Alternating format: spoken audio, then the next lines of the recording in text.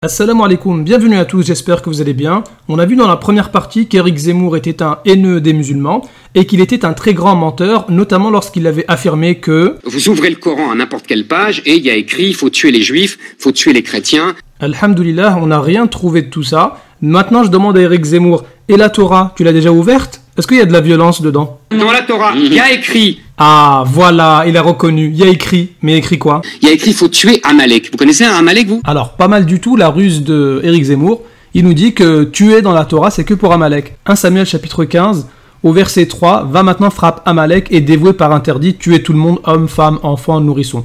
Et donc il nous dit ça concerne que Amalek. Mais ici là, c'est pas parce qu'il s'appelle A-M-A-L-E-K, non, parce que ici la cause elle est donnée ici là. Je me souviens de ce qu'Amalek fit à Israël. Autrement dit, c'est une vengeance. Donc ça concerne tous les ennemis d'Israël. Prenons un exemple, livre des Nombres, chapitre 31. Qu'est-ce qu'il est indiqué? Venge les enfants d'Israël sur les Madianites. Tu vois, il n'y a pas que Amalek. Toujours dans la Torah, Deutéronome, chapitre 20.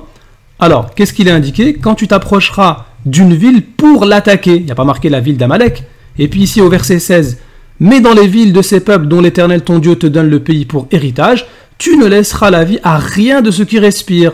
Donc plutôt que d'attaquer le Coran et d'inventer des versets qui n'existent pas, tu devrais te désavouer de tous ces versets de la Torah, toi qui es juif, Éric Zemmour. Dans la Torah, il y a un passage très important. Deutéronome chapitre 13 au verset 6. Si ton frère, fils de ta mère, ou ton fils ou ta fille, ou la femme qui repose sur ton sein, donc là on ne parle pas d'Amalek, ou ton ami que tu aimes comme toi-même, qui inclut même ton père, selon Rachi, t'incite secrètement, disons, allons vers d'autres divinités, ainsi de suite, délaisse la Torah, adore d'autres faux dieux. Qu'est-ce qui se passe? C'est quoi la sentence? Tu le feras mourir, tu le lapideras, et il mourra. Donc tout le peuple doit lapider cet apostat, et toi tu dois être le premier. Donc Éric Zemmour ne nous dit pas que c'est Amalek, ici ça concerne même ta propre famille, et c'est dans la Torah. Bah alors Éric, en plus de mentir sur le Coran, tu es en train de mentir sur la Torah. Mais t'inquiète pas, à chaque fois que tu lanceras un mensonge, que ce soit sur le Coran ou sur la Torah, on t'aura.